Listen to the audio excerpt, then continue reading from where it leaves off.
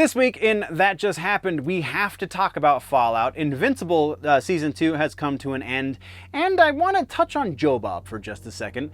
That sounded much different coming out of my mouth than it did inside my head, but you get what I'm saying, right?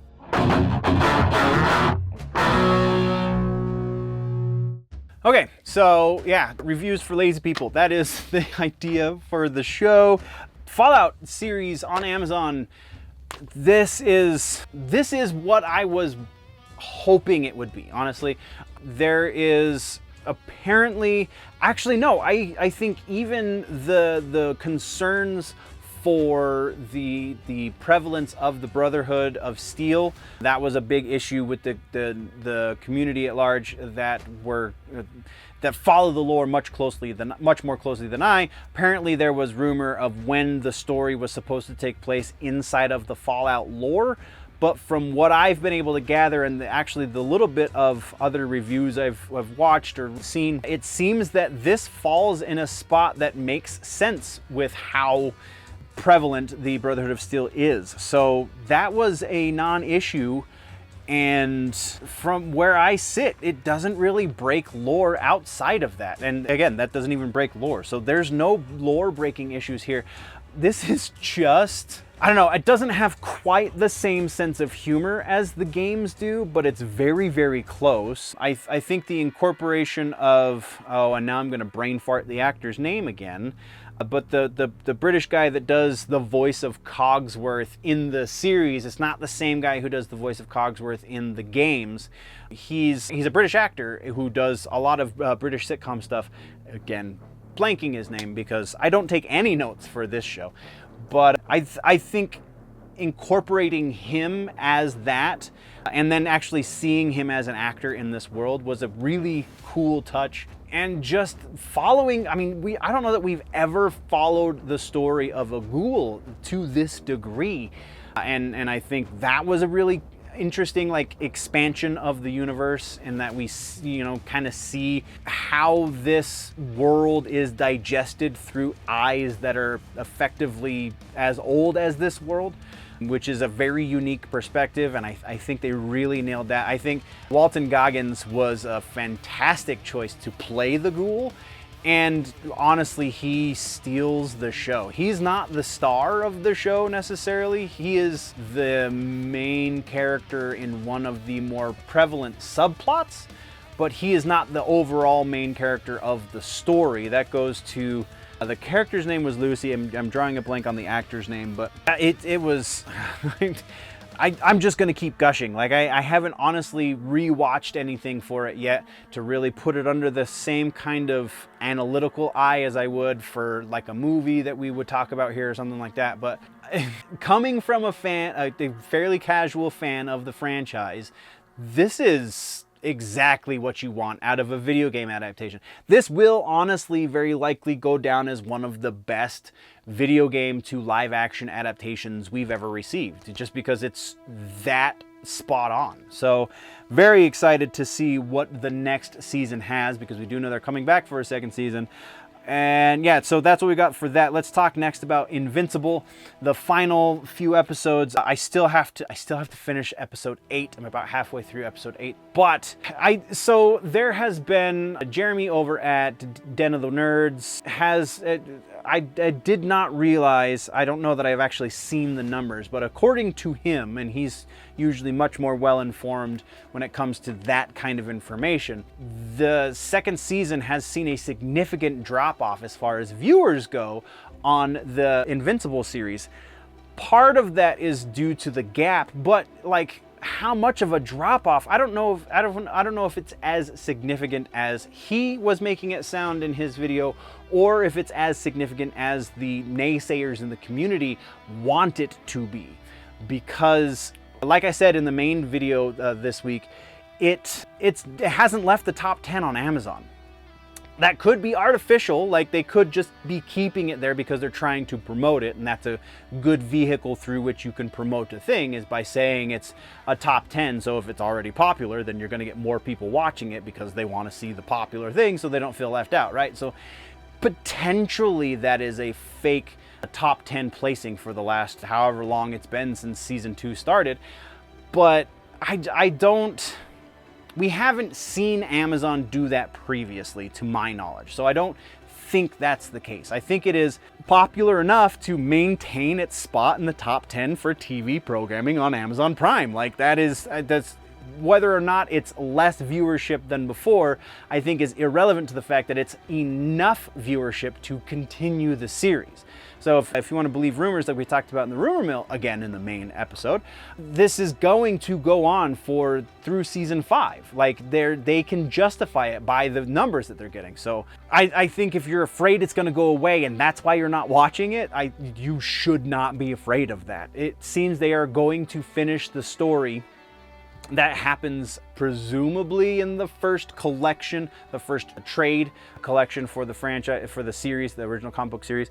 I don't know that they're going to go past that, but it seems that that's at least the goal. They're going to finish the first main story arc for Invincible, which is appropriate. Like that's 100%. Robert Kirkman deserves that acknowledgement, that recognition is the word I'm looking for, just because this is quality stuff, man. Like there's more legitimate commentary in this animated series, I think, than exists in the entirety of the live action Boys franchise at this point, because you have The Boys and Gen V, both of which also fantastic series, but I legitimately think that there is a lot more substance to the Invincible stuff than we're getting from The Boys.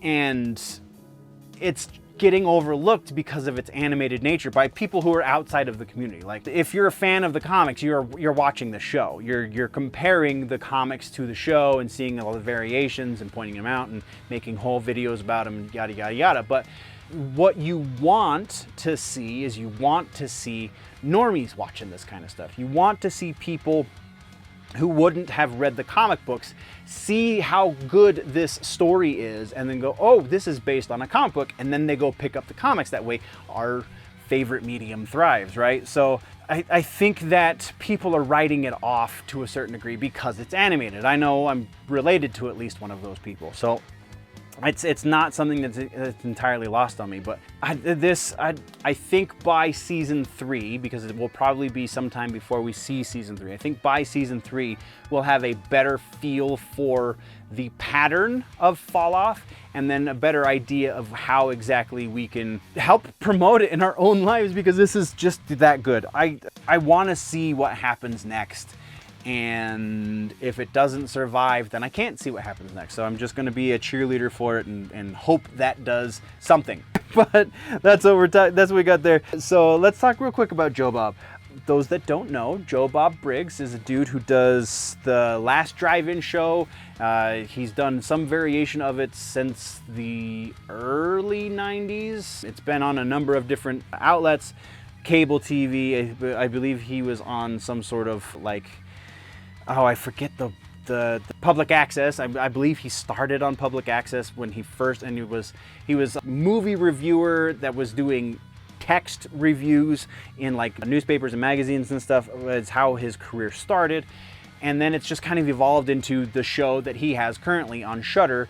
And the current season, we're 2 episodes into the 3 episodes, I think, if you count two episodes, because it was the special was 2 movies, and so this is the first episode of the season.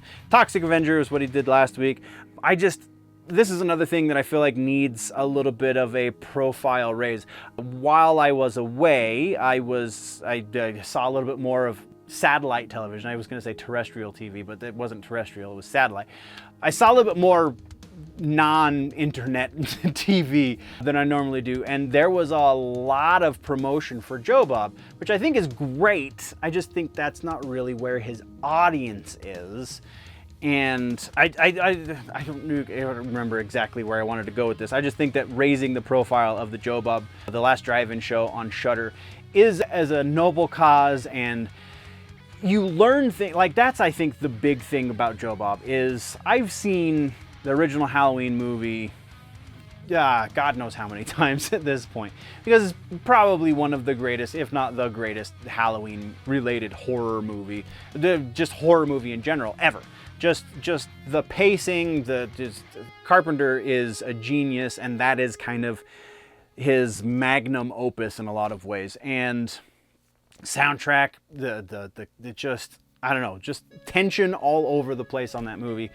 And so the point I'm making here is I know a lot about that movie. I knew a lot about that movie before I saw Joe Bob's airing of that movie. And what Joe Bob does is, like if you were watching back in the days on, like, he was on TNT for a while, it was segmented like you would on a cable network like that, where you would have to cut for commercial. So at the cuts before he would go to commercial, he would talk briefly about the movie, about the scene we just watched, about, you know, the making of the movie, etc., etc., etc. Well, now he's on Shudder, which is a streaming service that, if you're paying for Shudder, you don't get ads necessarily. It's a whole different kind of situation for ads on Shudder, but you don't get them during the program. So he still cuts away from the movie, and then he talks about the making of the movie, or he'll interview the director or one of the actors or something relevant to the movie. And his version of Halloween, I can't remember exactly what it was that I learned about it, but I legitimately learned things that I didn't know previously to it. Toxie, I don't know, there's a whole thing with trauma that I appreciated the trauma movies when I was a kid, but as an adult I've kind of distanced myself from that, because it's just gross out humor, and that's not exactly what I enjoy anymore. But it's still, like, he still looks at it in this analytical way, so there's still something of substance, even in something as ridiculous as a trauma, or the trauma movie, right? That's what started the movie house of trauma. So even with that ridiculous movie, there's still, like, I did not realize that there were actual, like, highbrow jokes in there, because the reason you watch trauma is for the gore and for all of the other titillating elements of trauma movies, and there are legitimately things that they put into those movies that are intended to hit on a higher note that often are missed from my experience. And I don't know, I did just a little bit of a ramble about the Joe Bob Briggs show. Check out Shudder every other Friday, because it's not a weekly show this season. They're changing the format slightly. So it used to be they did 2 movies every Friday for about 2 months was their season length. This season they're going to do the same number of movies that they would do, but they're going to do 1 movie a week, and it's going to be 1 movie an airing, and it's going to be every other week. So you don't know what movie it is until the day of, until you're actually watching the show, and it's just a whole hell of a lot of fun. If you like B-grade horror movies, if you like just the art of movie making in general, and you don't mind the gore, or you're just looking for a good gore movie, because oftentimes he'll find those good gore movies and then educate you about them, and it's just a hell of a lot of fun. So maybe this was padding, I don't know. I think Joe Bob's a lot of fun, and I think more people should appreciate him. So that's what we did for this episode of That Just Happened, because that is legitimately what just happened this week for me. Going forward, things that are going to be happening in the future, as far as nerd stuff goes, Slaughter to Prevail is coming to my neck of the woods. I think we're still 2 weeks out from that, so we might have an episode of That Just Happened between now and then.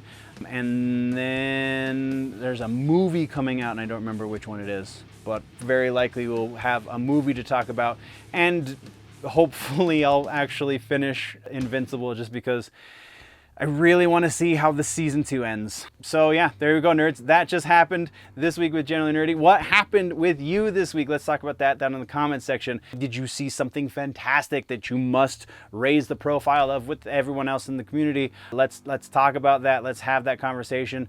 Very potentially we will be doing a live show sometime in the next 2 weeks. So that is the most direct way to contribute to this show, or to any other show, honestly. And thank you very much, nerds, for watching. We'll see you in the next one. Before we go, always remember that if it's generally nerdy, it's probably here. And that just happened.